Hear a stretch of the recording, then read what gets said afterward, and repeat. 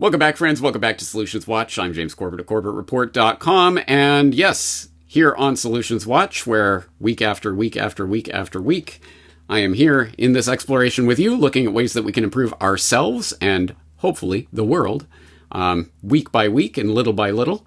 Well, today I have a suggestion for you in the form of a book. Yes, why not? Because it's been at least 1 week since I've recommended a book to you, so I'm sure you've got another book ready to, you want another book ready to read. Well, here it is. It is called Pick Your Pieces, Some Thoughts to Think About, and it is by Joseph Plummer, and that name will hopefully ring a bell, if for no other reason than you will cast your mind back to a previous conversation on the Corbett Report, interview 1158.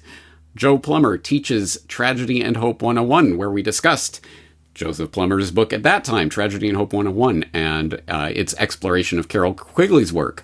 Or you might remember Joe Plummer from his appearance in the Why Big Oil Conquered the World documentary, CorbettReport.com/Big Oil. Or you might remember him from, for example, a recent video that he made called A Tale of Two Worlds that I recently linked up as recommended viewing in the subscriber newsletter. I hope you did catch that. If not, it will be linked up in the show notes for today's conversation. Or you may know Joe Plummer from his yearly, incredibly well done drum covers, the latest of which, Jimi Hendrix' Fire. And if you haven't seen it yet, you definitely should. It is worth your time. But enough chit-chat. Joe, thank you for joining us once again. Good to be with you, James, as always. You know, I can scarcely believe that it's been 7 years since our Tragedy and Hope 101 conversation, 6 years since Big Oil. That's a long time, and I know you've been productive as always, although not necessarily productive in terms of producing media, etc., but doing lots of things. But one of the things that you did do was to write and publish a new book, Pick Your Pieces, Some Thoughts to Think About. And we're going to get into this book and what it can teach us about ways that we can get out of unhelpful frames of mind and into more positive frames of mind. But first of all, just from your own perspective, what is this book? Where did it come from? Why did you publish it? Okay, so maybe, I don't know, it's best to start with a quote from the book, but I'll try to avoid doing that. The essential idea behind this book is that, unfortunately, the ruling class, it's not a political book, but I think I wrote it specifically to kind of address a problem that we're facing, which is the political class benefits from manipulating us into states of being that are very unhealthy. So they want us in a state of being that's angry, or they want us terrified if they can accomplish that. They want us depressed. And ultimately, I think their real primary goal is to create a state of hopelessness in people. So they feel like, okay, well, there's literally nothing I can do about this, so I'm just going to accept it. You know, what could possibly be a more beneficial state of being for the ruling class than to create hopelessness? Anger is great. Resentment is great. Fear is great. Hopelessness would be probably at the top of their list of things that they want to do. So it got me thinking, because I can never stop thinking about how they function and how successful they are, that I could share this concept of self-directed neuroplasticity with people, because that's been a part of my life for a very long time, which I cover in the book. Very brief part of the book is my history. When I was younger, got into drugs and alcohol very young, 10 years old. I think we all agree that's pretty young. Was in a lot of trouble by the time I was, 15, 1 to 6 years sentence, behind bars, pretty harsh stuff for a young kid. And I had to pull myself out of a lot of that stuff. I had to pull myself out of all of it. And that required a level of self-awareness and understanding of how my brain was functioning that was creating these thoughts and these impulses that were ultimately unhealthy and self-destructive. And then I had to rewire my mind. And this was before anybody even talked about this stuff. I just am fortunate enough to have had some kind of inherent understanding that, one day I'm thinking about this stuff and I don't want any interest in it. And then the next minute, oh my God, I'm thrilled to death and I have this impulse and this urge to engage in this behavior. What is going on? So I was sitting and looking at that and I was realizing it just had to do with associations. And that whenever you're stuck in a particular association, especially if it's, if it's firmly established and you've practiced it a lot and it's good and strong, and that's, someone says, hey, let's go get drunk, and you've got a positive association with what it means to go get drunk, you're going to get triggered and you're going to want to go engage in that behavior. Okay. The next day, after you remember, here, let's get gross, you vomiting double cheese pizza out your nose, you don't have that desire as much, right? So there are two conflicting associations, but then that negative thing goes away and then it's right back into it again. All right. So the issue was me realizing that neither one of them is necessarily a fixed trait that I have to accept as me. This is so difficult to convey. That all it is really is it's a circuit that exists in my mind that's doing a specific job that it was developed to do. And my job is to recognize that I'm the consciousness that can observe either one of these and decide which one of them is the appropriate association. And by doing that, as long as I'm not continually feeding the unhealthy one, my mind begins to weaken it. It's only when we embrace it, yeah, man, let's go get drunk and we'll chase some girls and we're going to have some fun. And if that's what alcohol represents to you, then of course you're going to be doing what the people say, white knuckling it, trying to fight it. No, it's not that. It's an issue of not embracing that, because ultimately, at least in my case, I don't have anything against people who drink or do drugs or whatever. I'm saying for me, it was a very, very self-destructive thing. And it was tied in with a bunch of other self-destructive things. And that I learned that what I needed to do was devise in my mind an alternative that was not only more desirable, but that was ultimately more accurate. No, it isn't fun. No, it isn't worth all these other things. No, it's actually what it is it's poison, and it's the enemy of everything that you ever hope to achieve. And if you continue down this path, you're never going to get any of this stuff. You're going to end up dead or in jail, literally, as evidenced by the fact at that point I was in jail and I was looking at 1 to 6 years. So that started this process at 16. Okay, here I am, however many years later. I'm going to be 54 in January. It still serves me.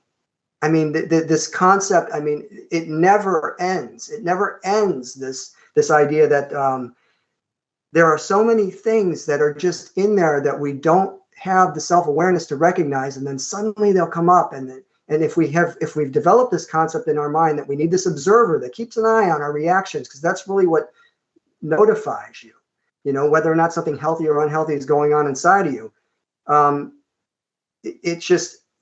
There's no end to the amount of progress that you can make. So that's a long way of saying, basically, through my experience in life, and applying this general principle and the principles that I cover in the book, which everybody can read for free, as with all my other stuff, as I always say, download it for free. Okay, you don't have to buy it. It occurred to me that, wow, man, we need this in this movement too, because I see so many people who are just poisoning themselves, literally poisoning themselves with anger, or the people who maybe don't know what's going on and are allowing themselves to be poisoned with fear or resentment. Again, the resentment and the self-righteous indignation and all of these things that feed something really unhealthy inside of us, that they wouldn't be trying to provoke those states of being in us if it didn't serve their interests. So just, anybody who's watching this, I'm sure that the book might cover some things that are really difficult, because ultimately I got to look back in on myself here. Well, wait a minute. Well, of course, Bill Gates is a scumbag. And of course, Fauci is a horrible monster and all this other. It's not about ignoring what these people are and how they function. It's about altering the way in which you respond to it. So yes, Fauci is what Fauci is, and Bill Gates is what Bill Gates is.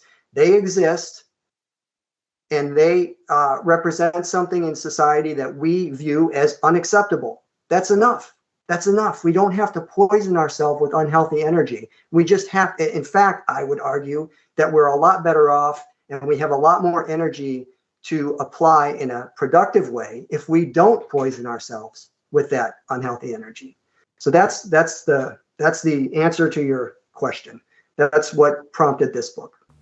Now, okay, so let's pick up on that, because you raise what I take to be kind of the core central insight of this book that's applied in many, many different ways, which is that you are not your reactions and responses to things. You are not the sensation that you derive from various experiences. You are that entity that observes these reactions and impulses and desires and cravings and other things, and chooses then to either strengthen and reinforce that response, or to reject it and to shape essentially the person you're becoming. And you give a great example of that in chapter 2 that I think is easy to get your mind around the process of what you're talking about, which is positing some theoretical woman named Sally who's a foodaholic and has the desire to change, knows that it is probably wrong to be scarfing down the gallon of ice cream, but it's very tempting. And you say it isn't necessarily the fact that all at once, just overnight, you have to decide, I'm never going to touch ice cream again, and then never touch it again in your life. But one thing that you can do to put yourself on the path to becoming the person you want to be is to become the person who is then observing yourself as you, okay, I'm going to eat some of this ice cream, okay, and then you start, you give a great example and go through it in the book of essentially treating it almost like a sarcastic, like you're making fun of that thing, that 100%. entity, that wiring in your brain that is making you desire this. Oh, isn't this wonderful poison? I know it's slowly killing me. Isn't that great? And that's a great example, I think, of how you can start to change a habit, not all at once, not overnight, but to subtly understand that you are different than the habit itself. You are not represented in that habit. I thought that was a great way of putting it. That raises, I think, what I assume this title to mean, pick your pieces, or as you referred to earlier, self-directed neuroplasticity. Let's talk about that concept of how we can become aware of ourselves from a distance so that we can start to create the person that we want to become. First, you have to understand that it's a concept that exists. You need the intellectual framework to even think about it from that perspective. Again, these are just pieces of my identity. These are just circuits, literally neurological circuits that I've acquired either deliberately, most of them not deliberately. And that's really the dangerous part about this. Them program us to respond in certain ways to things. Okay, so going back to the political side of it, but if we just speak about it generally, these are just pieces of our identity that we accept as who we are, when in reality, they're just circuits that exist in your brain. And if they're unhealthy and they're not serving you and they're causing harm, they ought not to be there. And you have the capacity as the consciousness that exists above these circuits. You assume the consciousness is higher. There are higher levels of consciousness, and unfortunately, again, we are constantly pushed down into the lowest levels of consciousness where we are the most easy to manipulate. So you need to raise out of those circuits that are so filled with certainty, the lower ego. I refer to it in many different ways in the book because, I mean, circuits works for me. That's what worked for me when I was, like, for instance, when I quit drinking when I was 21 years old. Well, guess what? I quit drinking many times before I quit drinking. Okay, it took time. It's like a muscle. It's your body and your mind both change according to how you use them. Okay, so this is the same thing. If you look at if you look at feeding your body crap and you don't move it at all, it's going to take a shape and a form that is completely different than if you feed your body well and you move it frequently, or at least somewhat frequently, right? You're going to take it, your body will change in shape. Your mind and the way it functions is the same. If it's constantly fed this horrible diet of just poisonous energy, right? It's not going to take a shape that's useful to you or to anybody else. If instead you start to say, okay, I see the source of this unhealthy diet of thoughts, and I want to shape my mind differently. Right now, it's wired to do this. So that's what it's going to do. It's producing exactly what it's been wired to do. I want it to do something else. So I'm going to wire it to do that something else. And as you pointed out, I use Sally because I remember specifically doing something very similar with that with alcohol. And I mean, it was brutal. I was attacking those. I mean, I was not giving it any. There was no room. I'm not going to curse. My wife told me, just make sure you don't curse.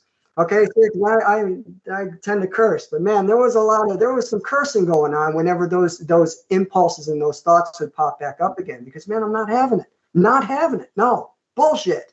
That is not what it is. It is not that. It's this, period. And the beautiful thing is thank God now at this point, the scientific community has established that yes, this is real. It isn't just some theoretical thing that some guy thinks exists and he now believes no, you literally can rewire your mind. And I remember when I was younger, some guy telling me, I was probably only like 12 years old. No, once you're they still believe this in like the 80s, like 82-ish.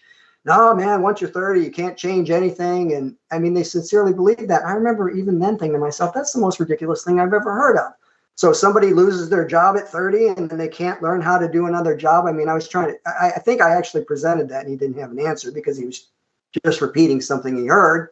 But now it is proven that what happens is your brain does not just start creating these new circuits that you then have the ability to direct the new ones that you want to embrace. As you embrace them, they become stronger, they become more powerful. It prunes is the word that they use for neuroplasticity, easy for me to say. It prunes the old connections and they're gone. They just weaken and weaken and weaken and atrophy. And then your brain's like, okay, don't want that anymore. That's not what it is. I mean, how beautiful and incredibly powerful is that? And it's just it's an amazing thing. In my view, it's just really an amazing reality, an amazing aspect of our reality that we literally can, if we develop the capacity to separate ourselves a bit from the that egoic mind, that lower circuit-driven. This is all I am. This is how things are. If we can just pull ourselves back a little bit and say, okay, well, wait a minute, maybe I can do a little bit better than that. You can save yourself a lot of pain and suffering. I would not be here if I hadn't, period. I just wouldn't have been. I probably would have not made it, man. I didn't get into all the ugly stuff, but man, I was on a really bad trajectory. It didn't take exceptional pattern recognition skills for me to see where that was going. Maybe that's a good thing. I suppose I understand what you're articulating here from my own perspective, because it occurred to me at a certain point that you have to desire the change that you want. Not just desire the change, but desire the end goal of what it is you're seeking. And I've mentioned this a couple of times, but my paradigmatic example of this, and the one that made me really understand this process, occurred something like 20 years ago when I was here in Japan and I was working my job and going out drinking with friends at night and what have you, and just having fun. But what I really wanted to be was a writer. And I always felt bad that I wasn't writing enough. You know, I would write when inspiration struck now and then, but it wasn't enough. And I knew I needed to write more. And I don't know, see, this is the mystery. And if you have any insight into this, I'd love to hear it. But at some point I realized I'm addicted to going out and just partying and having fun and working my job and just going through life. I should become addicted to writing. I should crave and desire writing. So I wake up in the morning and you'd have to stop me from going out and just going to the cafe and writing a couple of pages. And I did. I became addicted to that lifestyle. And every day I would get up and I would look forward to going out and writing a couple of pages. And I don't know exactly how to articulate that in a way that makes sense to anyone else, but I understand on a deep level, you have to desire the thing that it is that you're working towards in and of itself, rather than just sort of like, oh, I wish I could be. Or no, you have to desire the actual act of doing that thing. And that raises to me the question, okay, well, how do you instill that desire in yourself? Because until you really want that change, I don't know, to a certain extent, you're going to get in your own way of enacting that change. It's simple. We call it habits. There are habits of thought and habits of behavior. And again, these are directly associated with the circuits. So first, it has to occur to you that, hey, maybe I like something else. I would like to be a writer. I would like to be a guy who's actually out producing content that, is cathartic in some way or valuable or produces, that I can share with other people. So that appears in your mind. But unfortunately, there is this all of these circuits that are established that make it so much easier to just continue what you're doing. So you have to, at some point, what you did is you started interrupting those circuits. That's the only way it happened. It's the only way it can happen. You start interrupting them and saying, okay, so of course the default easy habit is to just fall into, okay, I'm going to go out drinking. I'm going to go out, hang out with my friends, whatever. No, I'm going to not do that right now. I want to sit my ass down well, what you were doing ultimately is that you sat your ass down and you started developing the neurological structures in your mind that would make it easier for you to sit your ass down again. All right. I mean, over and over again, you did that to a point to where then it became easier for you to sit in a chair and write than it would be for you to ignore the impulse to sit in the chair and write. So like right now, I mean, you could not pay me enough to drink alcohol. Well, at one point, you didn't have to pay me at all. Okay, but now because it is so firmly established in my mind that it's poison, I don't want it. I don't want it any more than I wanted to inject me with some mRNA. I almost swore again. Okay, you know what I'm saying? I just don't want it. So that's the process. That is the process that you went through. And I'll tell you, there are potential downsides to it. Okay, so now that I'm a hermit. Like literally all I want to do is put my nose in books, read things and summarize stuff and look for insights that I think might be potentially useful, that a tale of two worlds. I'm like, oh man, how can I present how ridiculous all this was? And that's been going through my mind ever since 2020. I don't know if you ever saw COVID-19 on trial. That's the first one I did in September of 2020 before the vaccine came out. Anyway, the idea is here that I'm getting at, it can become a problem because now I'm spoiled.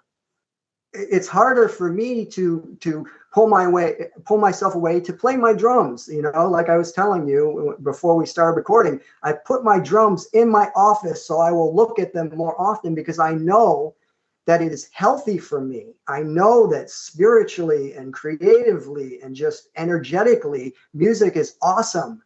But because I've conditioned myself so much to be on that other, I mean, it's still creative. Writing is still creative, but it's a different kind of thing. It's not typically, I mean, there is a spark of feeling good when you come up with something that you feel like, okay, this can help. This is going to wake somebody up, or it could at least they'll understand the perspective. Maybe they won't accept it, but they'll see why people think this way. That's not the same as playing Jimi Hendrix Fire or Rush, Tom Sawyer, or whatever, these songs that inspire you and make you feel a certain way. So you can, what am I trying to say? I'm still applying the same principle. It's just I'm saying, okay, let's not go too far. Don't become just too much geared towards this now. Just like you can be Sally who just wants to sit on the couch and eat donuts and wash it down with a 2-liter bottle of Mountain Dew. You don't want to be the guy who only just does this stuff. Right. Remember, well, it's a question of intentionality. As you point out in the book with regards to fitness, most people think of fitness and put it in a paradigm where it is all about holding yourself to a level of the specialist, competitive, Olympian at a level of fitness. Whereas realistically, no, what you want is just general fitness, which is not the same as being able to deadlift 700 pounds. It's just being fit enough to be able to use your body in the way that you want. And I think similarly, as you're pointing out here, it can be the process. Yeah, you can become so completely focused on one goal that you exclude everything else to your own detriment. But then again, it just depends on do you want to be that specialist who does that one thing as excellently as anyone in the world, or do you want to be a well-rounded person? And maybe that comes down to a personal decision, and maybe those calculations change at different times of your life, depending on what you want. But I think that at least helps set the parameters of, again, it comes back to what you want to do, and then you figure out the process by which that can happen by strengthening various circuits, etc. And I think this raises, for people who might be wondering, what does this have to do with the types of stuff that Corbett generally talks about? I will point people to chapter 3, verse 47. I don't know how to describe. For people who haven't seen the book yet, it's broken into essentially like aphorisms, and these are numbered. And number 47 in chapter 3, the only thing worse than giving somebody false hope is filling them with false hopelessness. which is a wonderful way to express what I attempted to express towards the end of my video on A Brief History of Hopium, where, of course, I was picking apart the false hope that is given to people through the political system. Oh, here's your political savior who's going to save you. Just vote for this guy and everything will be better. That is the hopium that they use to keep people placated and keep people from doing things. But I wanted to contrast that false hope with the false hopelessness that anyone that promises anything that could ever be better, they're lying to you. It's hopium. Don't believe him, blah, blah, blah. No, I think there is genuine hope that comes from the ability to understand and correctly apprehend that if you change certain processes, if you change the way you're living your life, you can affect the world around you. And I think that plays into this victim mindset, the victim mentality that you talk about in the book as well, that unfortunately can be seeded into people's consciousness, and that I see all too often in the independent media of people who just go completely overboard with they, them, those, control everything and everyone, and anyone's going to be assassinated if they talk up, and it's all inevitable. And that's what I feel compelled, especially through Solutions Watch, to try to combat. I do not think that everything is hopelessness, and I think there are things that we can do to actually change, if not the global situation generally. At the very least, we can change our own lives and thus act as a model to others about how they can change their lives, and I think it is through that action that we can actually truly change the world. But your thoughts on those First musings? of all, that was beautifully stated, 100%. I love it. The idea is, at the end of the day, first of all, the people who are constantly, I don't know what they're doing. Are you averse to what the people you're angry with are trying to achieve? Because if you're averse to what they're trying to achieve, why then are you out there saying everything's hopeless? Because you have to know that ultimately only empowers them. Even if it was hopeless, why would you want to make it easier on them? What's the point? I mean, okay, here we get into some more of the lower ego stuff. The lower ego loves certainty. It loves certainty, loves to say other people are stupid, they're gullible, they're this, they're that. You're feeding something unhealthy in yourself if you do that. Everybody does it at some level. Get your observer going. You'll start to recognize it. Trust me, it's not easy to route that out. You can do it. It's a choice, but ultimately you are feeding something unhealthy inside of yourself. If you, again, we'll talk about pattern recognition. Embrace doing that for a while, see where it leads, and see if you like the direction it's heading, and then go from there. So the only thing I can think that they derive from doing that is that lower egoic certainty of feeling like they know something that they, of course, cannot possibly know. But let's say let's just use, I don't know, I'll try to use a different analogy here. We're all going to die, okay? Period, I think. Unless they come up with some marvelous new technology, we're all going to die. What value would a life have if a person, from the moment they were able to conceptualize the fact that they were inevitably going to die, that's all that they focused on was the fact that they were going to die? What value would you derive from that? It's true, you're going to die, okay? But if that's all you do is live in a state of fear and resentment and anger and depression and all that, you lost the entire life focused on something that was completely useless, okay? Instead of actually making something in your life and all of the wonderful memories and all of the wonderful experiences and all of the opportunity to grow and feel like you've contributed and you're a part of something bigger than yourself, all of that goes away because you're focused on this. And now that's a fact. We're all going to die. This isn't even a fact. This is, they assume it's a fact. It provides that egoic certainty. They assume it's a fact that, oh, it's all hopeless. It's utterly ridiculous in my view. No offense to think that. Like, these people, I have never, well, let me put it to you this way. I've been at this seriously. I really started waking up probably around 2001 after 9/11 was when I really started to see it. I had seen corruption prior to that, but I mean, at the level that it exists, it wasn't until after 9/11 that I really started to see it. In the past, how many years has that been? 22 years now? Okay.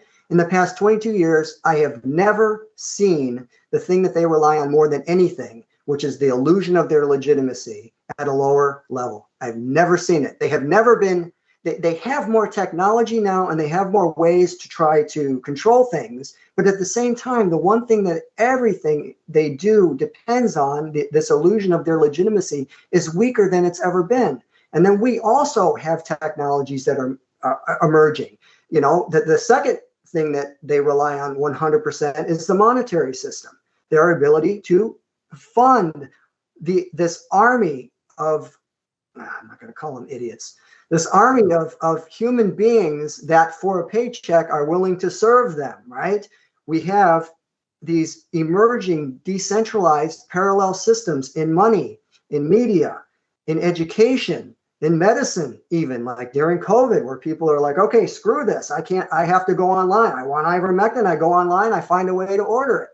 I can do that now. So and at some point, if this 3D printing thing ever gets off the ground that they've been talking about forever, you'll be able to literally, it won't matter what they say. If there is something that's actually proven that can be cured, somebody's going to have a 3D printer that can create that right there. So what will that do to the current model of medicine?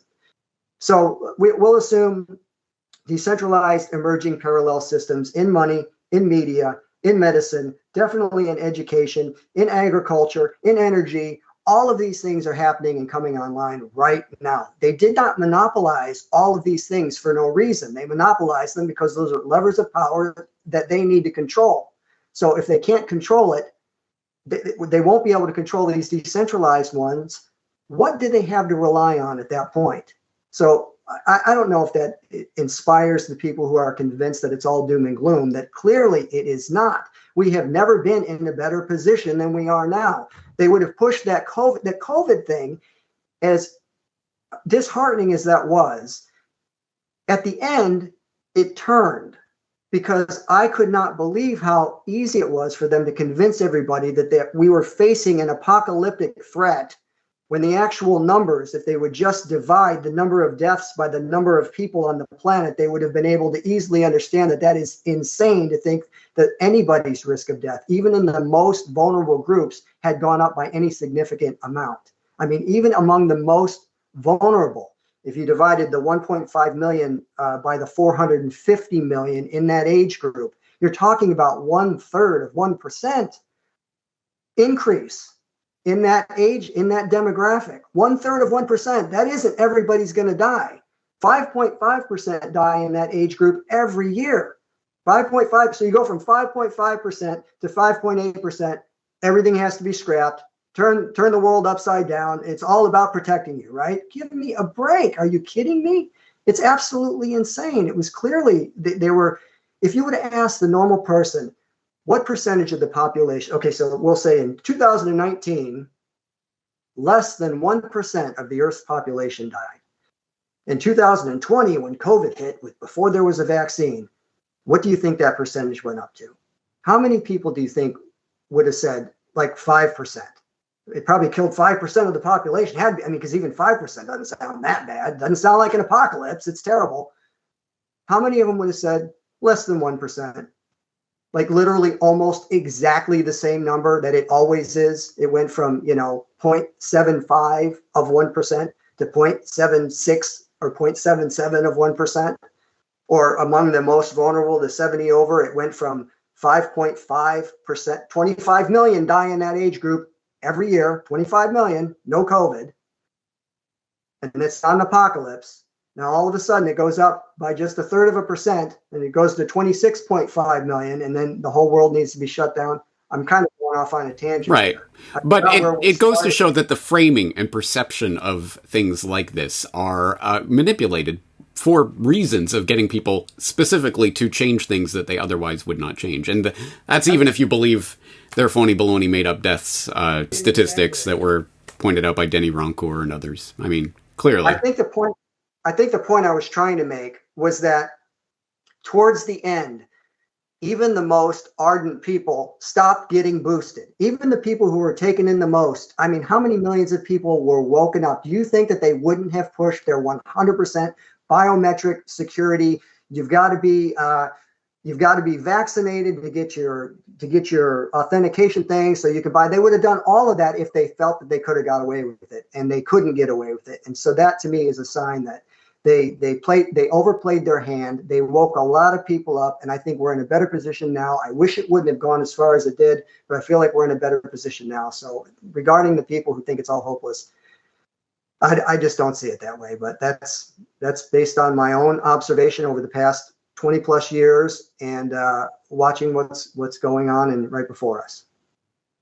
Well, I agree with that assessment, and that is why I do what I do. If I truly believed there's no hope, I wouldn't be here doing this. I would be off just partying and enjoying life until I inevitably die the terrible death at the hands of the they, them, those, right? So I think this is in line with the observation, chapter 1, aphorism 41. Either you're going to do the work or you're not. If you're going to do it, complaining about the process only drains energy that could be put to better use.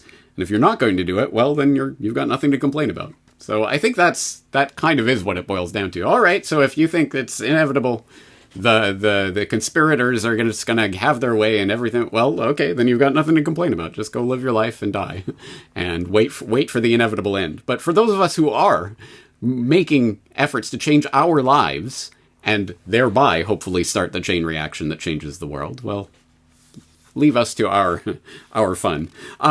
But I will point out, again, this impinges on every aspect of our lives, including the types of things that I deal with and am concerned with at the Corbett Report, but I think everything else as well. And I just hope people will take a look at the book so that they can get a better idea of some of the things you talk about. For example, I loved some of these observations.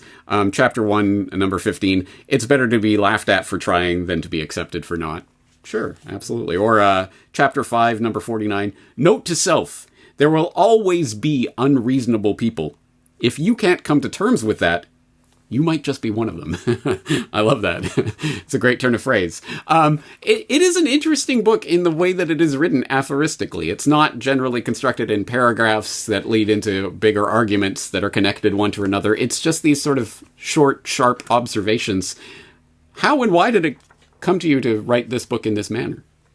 I'm glad you asked. James, basically most of that stuff was my observer talking to my inner idiot. Okay, so I use all kinds of different phrases to describe the circuits, the programs, the lower ego. One of the ones that a couple of my friends really liked was the inner idiot, because basically that's this collection of circuits that create these unhealthy, self-destructive, poisonous reactions within us, combined that constitutes this inner idiot that you're kind of at war at, and you get better at it as you work on it. So a lot of this stuff, that note to self, literally was a note to myself. It's a note to myself. Look, man, this is the way it is. And if you can't come to grips with the fact that there's always going to be some unreasonable person out there, maybe you're being unreasonable. That's just probably, I'd say 85 to 90% of that book began from notes that I have been making for God knows how long, that I said, okay, these are all things that helped me. These are all reminders that helped me and helped keep me on track. I had to rewrite some of them to kind of make them more accessible for somebody else, but generally speaking, that's what it was. A lot of that stuff is just, let me, hold on a minute. I got a couple here. Maybe we can have, this is one that I had to remind myself a lot of.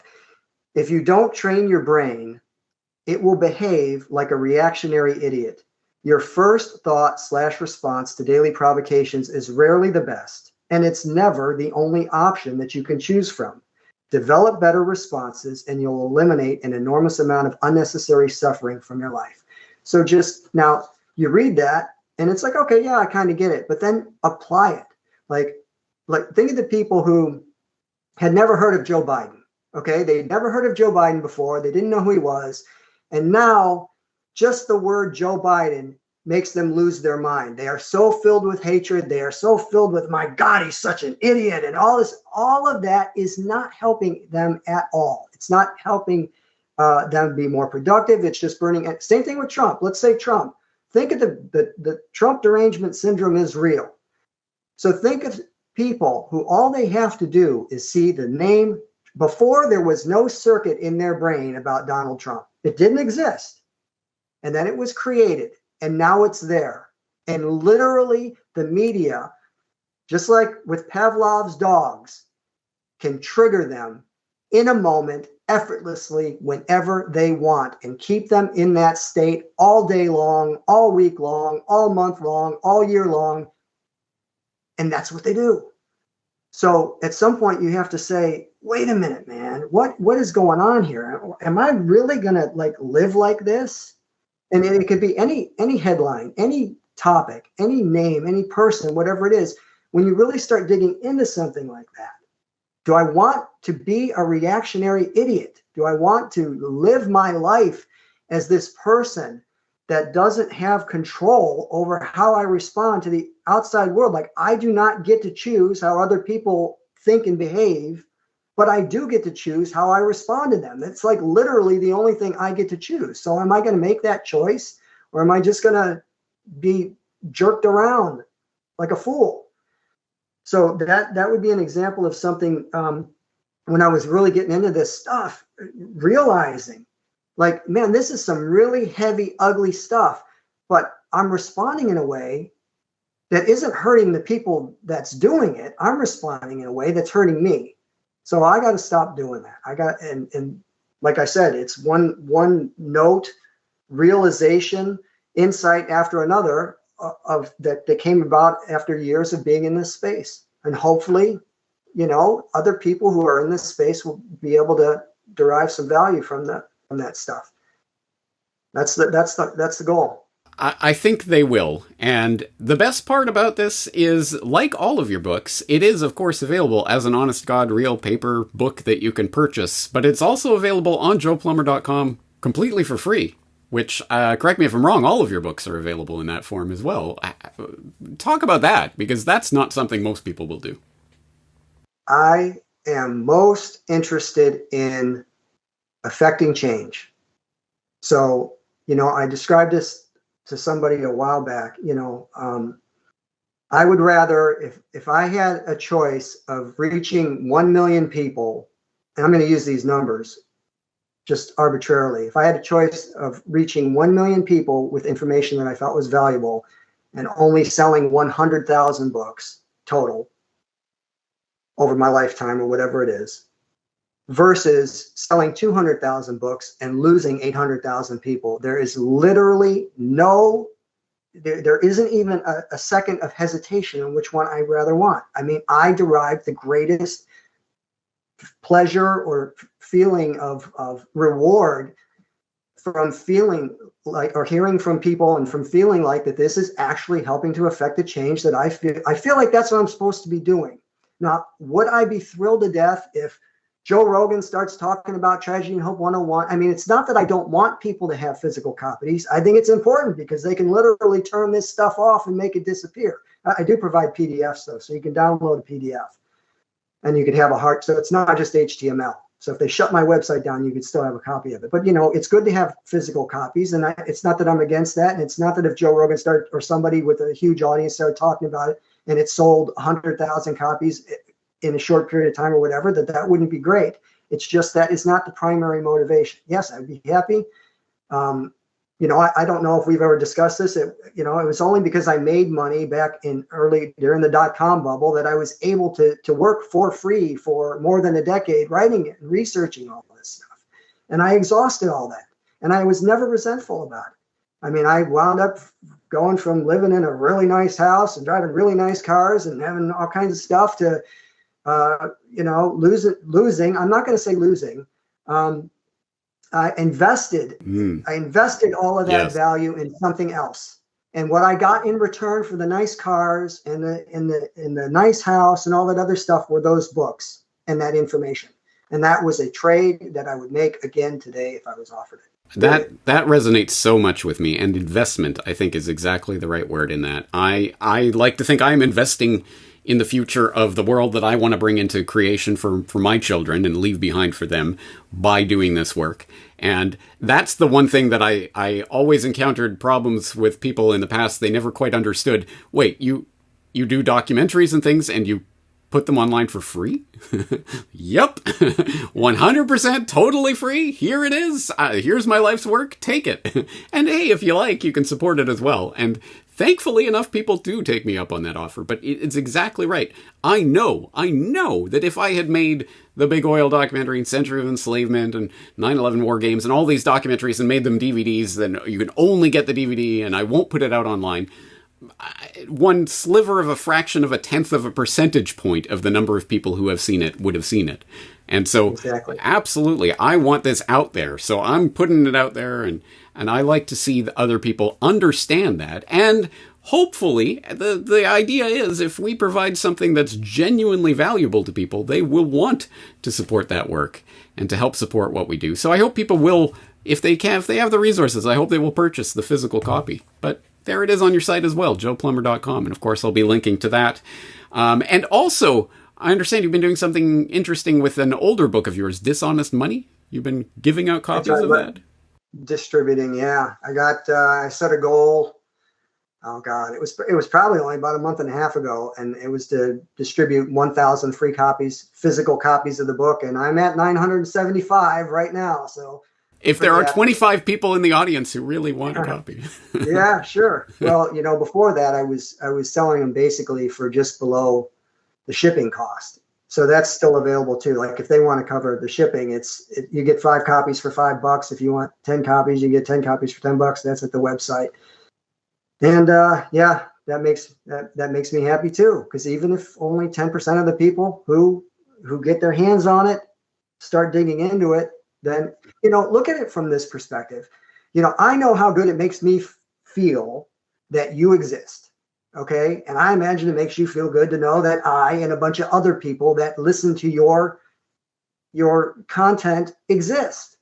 So from no other perspective of results being attached to the result or anything else, just helping people understand that this fake sense of being alone and isolated and disconnected from how everybody else feels, they need to know that no, you're not.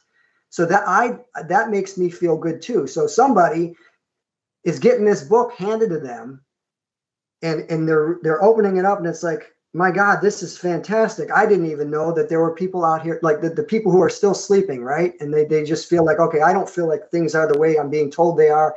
I don't understand this, and I feel like I'm not supposed to understand it. Okay, now they open this up, and now all of a sudden they understand how the monetary system works, and that there are other people out there that can easily understand how the monetary system works, and there's people out there that want to help understand. All of that creates a sense of community and a sense of feeling stronger than the way they felt prior to that.